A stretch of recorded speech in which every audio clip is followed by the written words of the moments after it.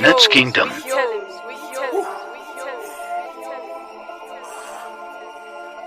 Fuck that house now. I'm back.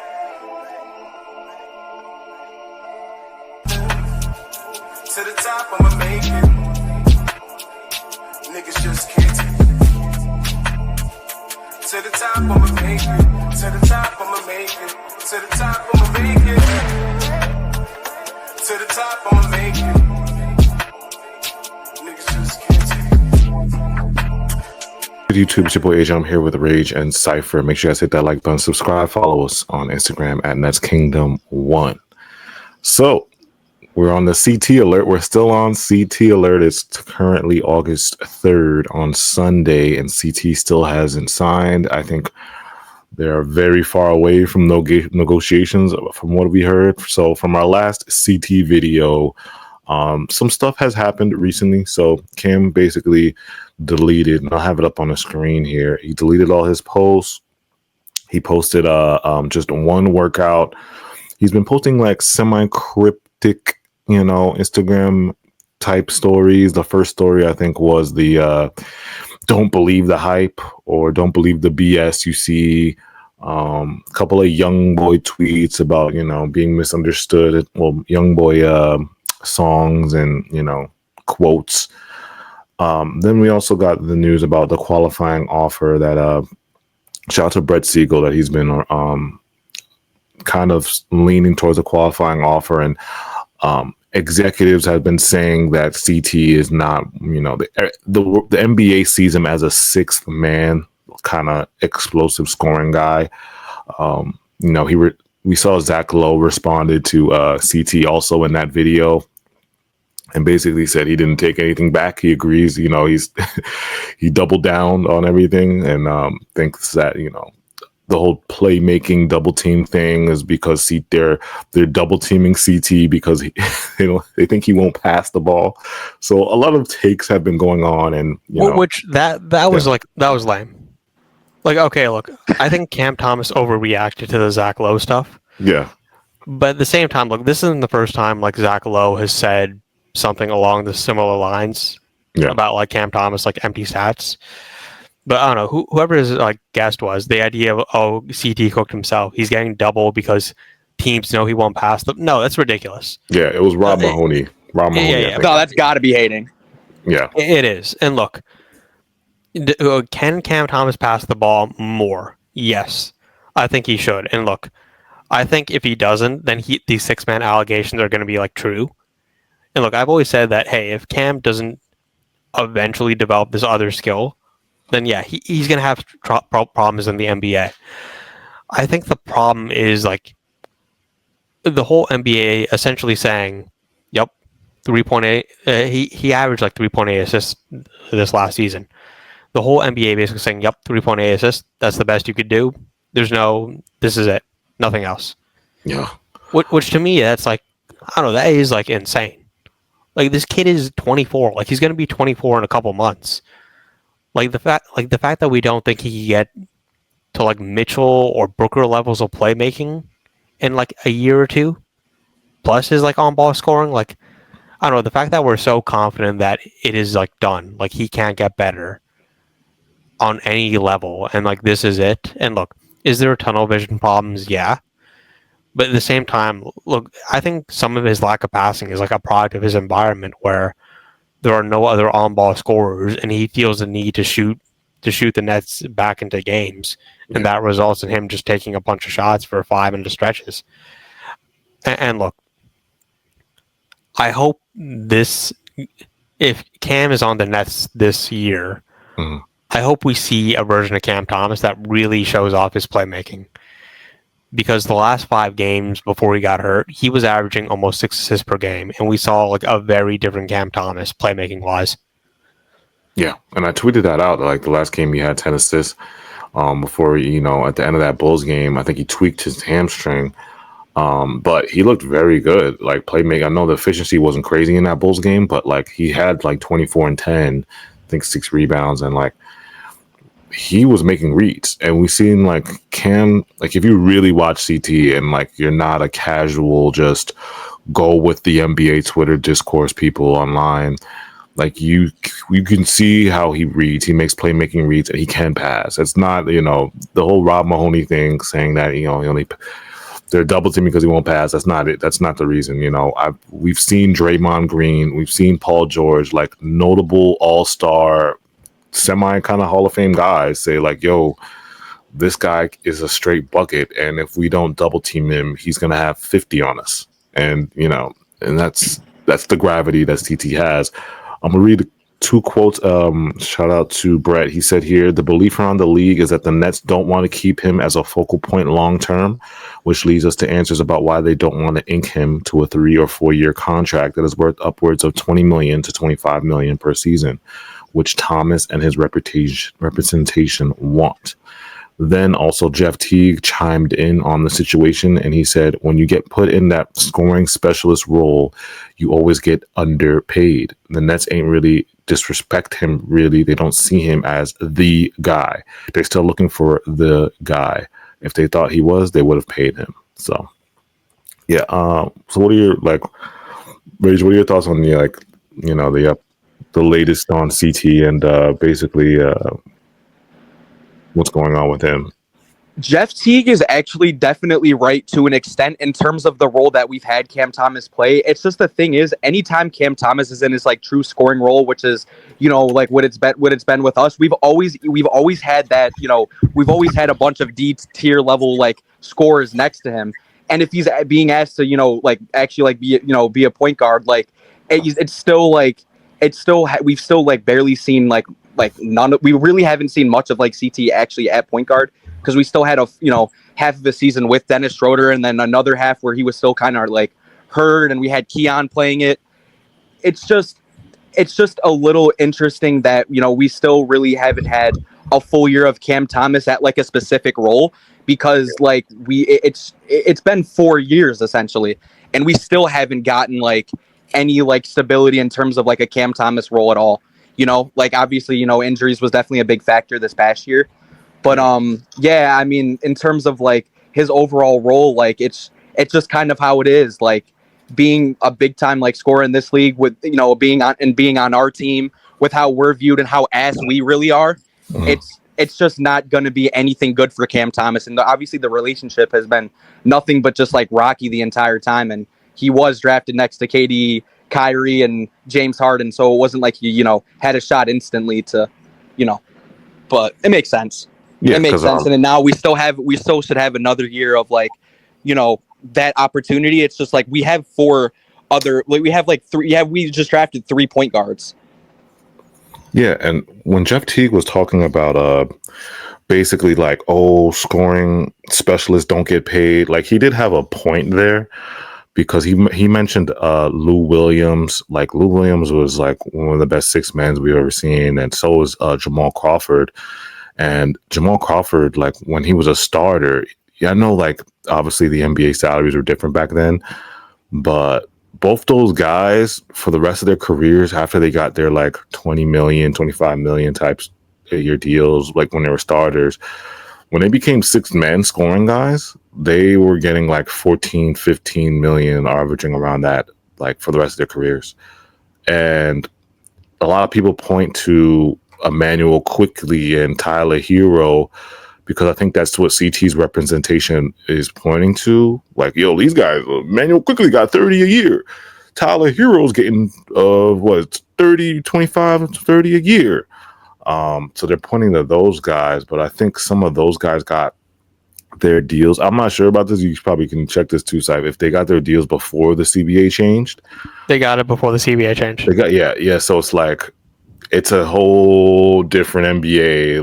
That we can't really. And I know, like I said, as CT's agents, they're supposed to do that job. We're supposed to get as much money for Cam Thomas as you can, but it's those guys that got those deals that are in CT's peers, and we look at the landscape and look at CT stats, and a lot of his stats are better than all of these restricted free agents except for maybe Gades, right? You look at I'm looking at the stats and I'm his stats are better than Kuminga's, his stats are better than Quentin Grimes, his stats are better than a lot of these guys. but it's just that the NBA as a whole doesn't. They just see him as a scoring specialist. They don't see him as anything else. You know? Yeah, and it's kind of like how Syph was talking about, like kind of like, you know, like the product of the environment. But it'll be interesting to see like the type of deal that we do give him. I think that if he doesn't take his qualifying offer, which is pretty like probable at this point, it will be kind of like a 2-year, like $40 million deal. Like I don't think we give him any more than 20 with how we're kind of negotiating it. But Rage. I don't know. It'll be interesting. Like Rage. I don't think they even get to 20.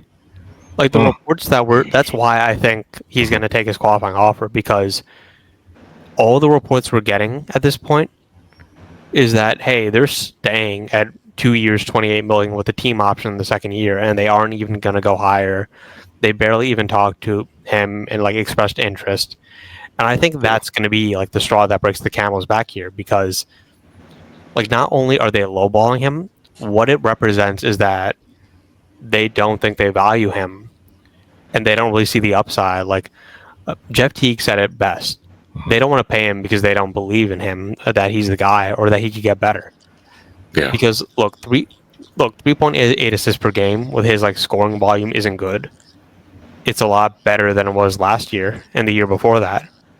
Like Cam last season in 25 games averaged like his career high in assists per game and his career high in assists per minute. And look, if you look at other guys that were like in similar, like Devin Booker, for example, like he in his 30 year, he averaged 4.7 assists per game. And then it took him a while to get to it, but he eventually got to like 6-7 assists per game as he got better and better. And Donovan Mitchell, another player he gets comped to, Cam Thomas, his 30 year, he averaged 4.3, which isn't that far off from where Cam Thomas was. And then he spiked to 5 and then went up to 6 eventually. So he's a little behind those guys, but he's not that far behind where, like, there's a scenario where Cam Thomas could average like 26 and 5 and be like a hyper efficient guard and could have like a ton of value. And so I don't see why the Nets don't want to like pay him just a little more and get him on a better deal, because like if I'm the Nets, I'm not going to lowball him and try to squeeze him for as much as they could. Like I would say, hey, like I would give him 4 years, $80 million. I would give him 5 years, $100 million, and get him on like a long-term great value deal. Because if Cam could make the improvement as a passer just a little bit and like figure out the defense, then that would be a steal. But based off the way they're negotiating, it's like they don't even want him on the team, and the only reason they're giving him $14 million is to reach the salary floor and to trade him at the deadline. So I don't understand why the entire NBA is like. I think it's dogpiling on CT. Yeah, especially because he has been put in a situation where, like, dude, he's had 4 coaches in 4 years. Like, he's barely played 5,000 minutes across 4 seasons.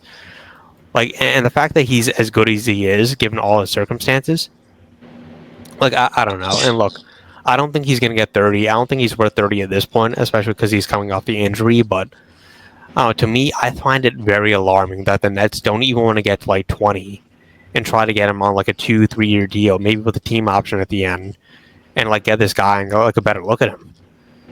Yeah, facts. Bro's still 23, scoring the way he is, and we still haven't actually like had like anybody in these past like couple years in terms of like any reliable scorers. Yeah, and I think like last thing, and we'll wrap this up with CT. Like what Cypher's saying, I feel like there is a lot of hate and unnecessary kind of dogpiling on him. Like they're dogpiling on him, but then other scoring specialists that we see get a pass. So it's like, are you giving those guys a pass because of their teams they're on? Is it those guys get a pass because of maybe they don't have, the same kind of nonchalant attitude that CT has? Is it the way he carries himself? It's something more than just beyond basketball to me, is why like people are just, unnecessarily hate on CT. But I was listening to shout out to Eric Slater, his pod, and Brian Lewis went on that and he was talking about the dilemma that CT is in, right? So his representation obviously want him to get $20 million a year or more, and I think the breaking point, if they came to a meeting point, he was basically saying that CT, if they weren't to meet in the middle, they would have to change that 2-year second team option to a player option. If they changed it to a player option, I think Cam would take that deal, because it's like, I'm gonna get that 14 mil the first year, and then that second year that I can enter free agency. You're not sure about the teams that have cap space in 2026 or 2027. You're not sure, but they're supposed to be half the league's supposed to have cap space next year. The Wizards are going to have, I think, 100 mil or whatever it is. So it's like that player option gives them the opportunity to look at the field and be like, okay, I can opt out and I'm out. But from the Nets situation, it's like, I don't think they want CT to just have that freedom to just go for nothing. And then the danger of the qualifying offer is, okay, you take the 7 mil 1 year, very risky deal, very risky in terms of you could get hurt in that 1 year deal of that qualifying offer year. And then you also think about, Brian, this is what Brian Lewis brought up, is the Nets don't really have to play you, to be honest. Like, think about it from their perspective, right? You're on a 1 year deal. You're basically telling the organization that you're leaving. I'm out. So in a team that's tanking and doesn't want to win games because they want a top pick in the draft next year, why would they give CT like the runway or the 35 minutes, 40 minutes to be the star on the team or be successful, for him to basically try out to get another contract on another team? I'm not saying like the relationship is that bad. It could be that bad. I think the relationship is damaged, but you can see the Nets doing some shit like that, right? So I mean, we did it this year to a point, right? We sat CT a bunch of games, more games than he was supposed to be sat. I know he was hurt, but there were some questions about him being hurt. So okay, I think if that happens, if he takes the qualifying offer and they mess with his role and his minutes, I think Cam Thomas goes scorched earth at that point. Because look, he was on the Nets when KD and Kyrie were on the team. Like, he knows things that haven't been reported yet. And so if they do that, look, he's going to unleash the 7 L's. I think if they do that, look, he's going to like all the stuff that went down, like GM, owner, play, and he's just going to like destroy like the team. He's going to be like a huge locker room cancer, and frankly, he'd be right for it. Like, to me, I think a player has a right to be as much of a locker room cancer as he wants if the team is mistreating him. Like, to me, if you, okay, so you don't want to trade the guy, but you also want to keep him on the team, but you don't want to play him. It's exactly like the Jonathan Kuminga situation. Yeah. It's like, dude, if I'm the Nets, why would you go that far? Like, what did he do to you? Like, okay. Like, it's nasty business, but you got to think about it. It's definitely realistic. Like, we've seen teams hold out. We've seen games where like CT's not playing because, I don't know, a quote unquote, he's still recovering, but it'll be 10 games of him still recovering because we're tanking, right? We're a team that wants, that's holding players out.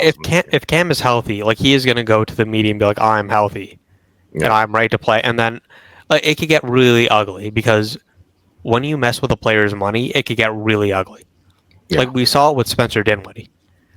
Like, Dinwiddie was like upset about like him not getting a contract extension, and he just gave up. Like, he gave up on the court. Like, he was like a huge locker room problem. For like, it just gets bad. Like, I don't think the Nets would. I think the Nets would release him and cut him from the team before that happens. Frankly, like it's not gonna go that far. Like, I'd be surprised if it did. Yeah, no, it shouldn't. But obviously, like, like the fact that that's a possibility is sad, because it's like we should, if the bare minimum deal that we're going to give him is 14 for 2, he should at least be able to get a player option in that second year. I mean, my goodness. So wait, I also want to bring up the player option.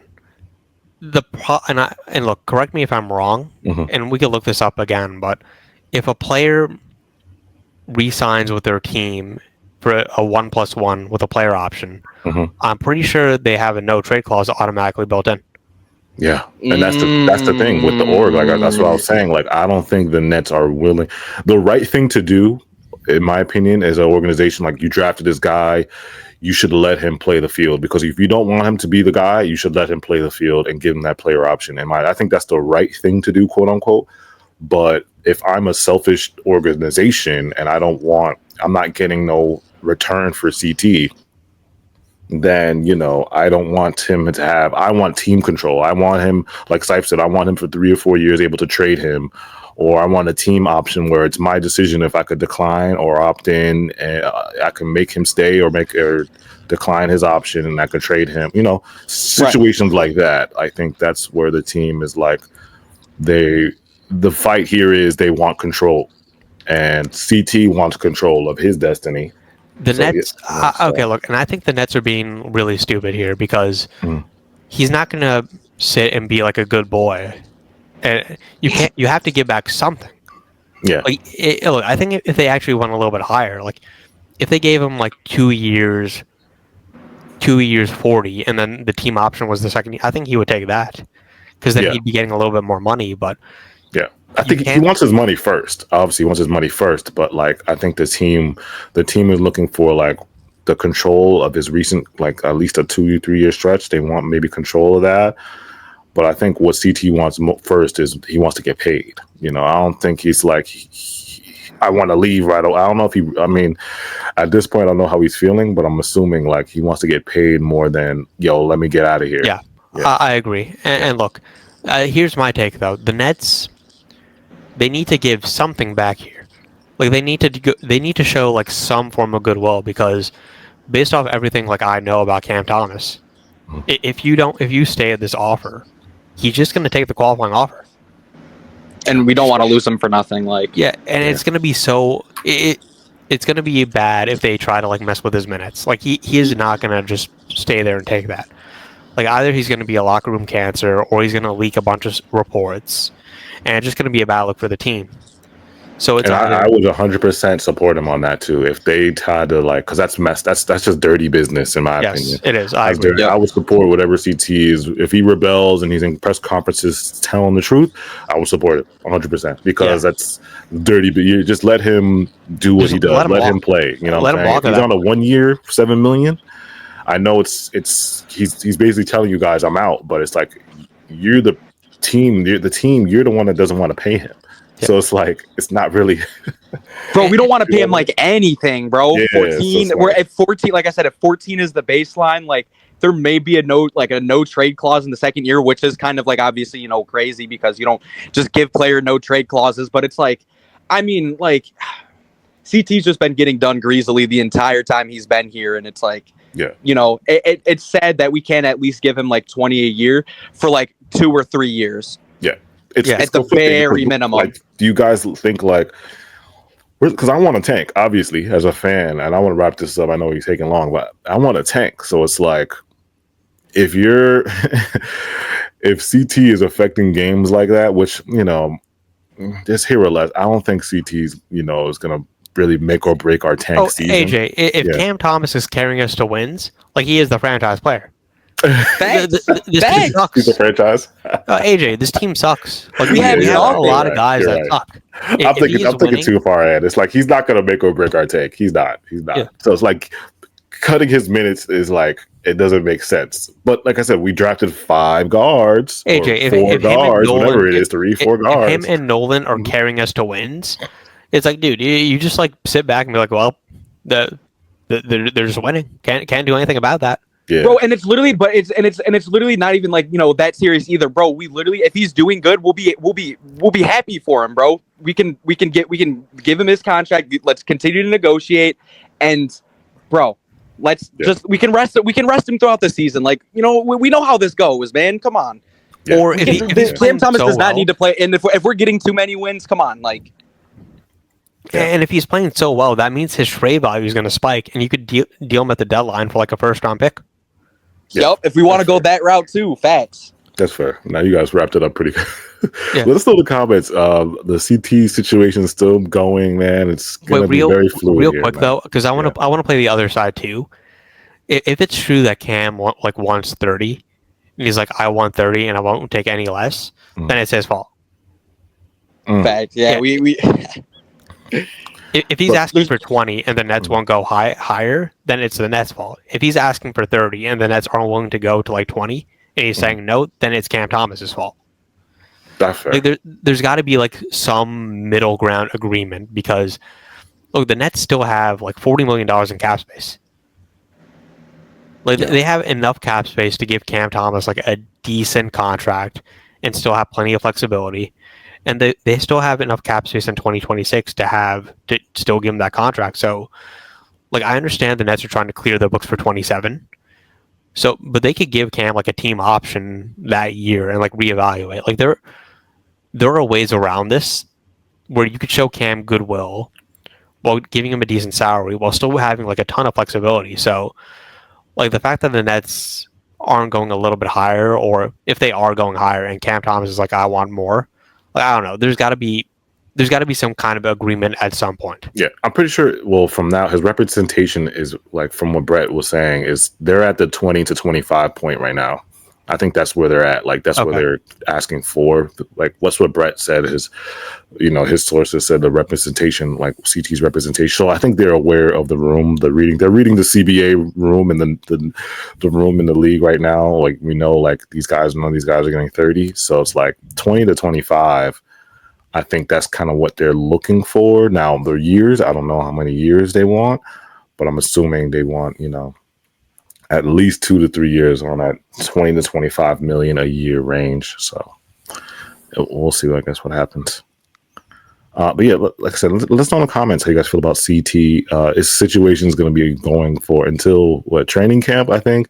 If CT wants to play, I'm assuming he should sign by training camp or figure out the situation, get traded, signed by training camp, which is October, right? So yeah, let us know in the comments how you guys feel about Cam Thomas. Again, hit that like button, subscribe, follow us on Instagram at NetsKingdom1. We'll be back.